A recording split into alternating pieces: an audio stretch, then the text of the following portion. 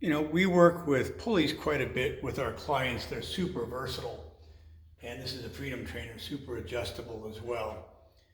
But they're not very quantitative, so it's difficult to really tell the type of load that you're imposing upon the client, and then our customers, our physical therapists, the load that they're imposing upon their patients. And sometimes there's considerations and limits that we want to work within. Now, on our strength machines, traditional strength machines, we've always used a hand dynamometer. And with this hand dynamometer, we can push on a handle or a foot plate and actually see the force that's required, even if the weights don't necessarily reflect accurately.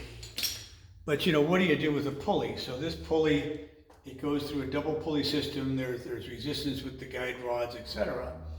So it says 20 pounds there, but is that 20 pounds? And it's really going to depend on what type of attachments I have on it, whether I'm working with gravity or against gravity, as to what type of load.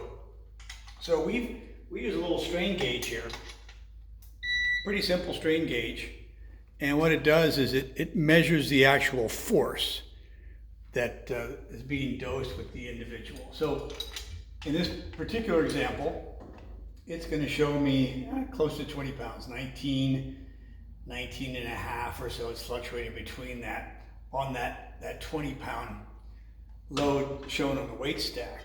But what complicates that is if I get a handle involved, because now I've got this counterbalanced, so it's going to give me an inaccurate depiction of the weight. So I can reset this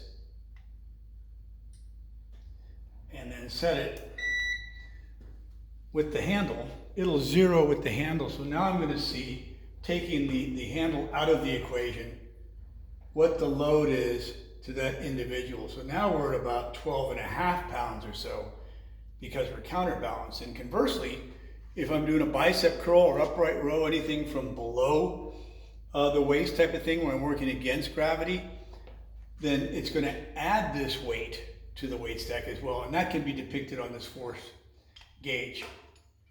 Now, the other thing we use it for is measuring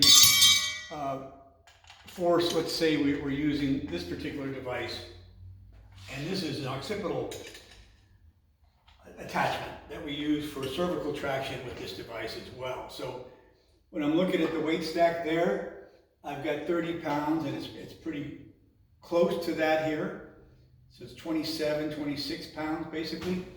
So I'm able to see what I'm dosing this individual with when we're using this occipital attachment and doing some cervical traction with an individual. So what we'll do is we'll get an individual in position.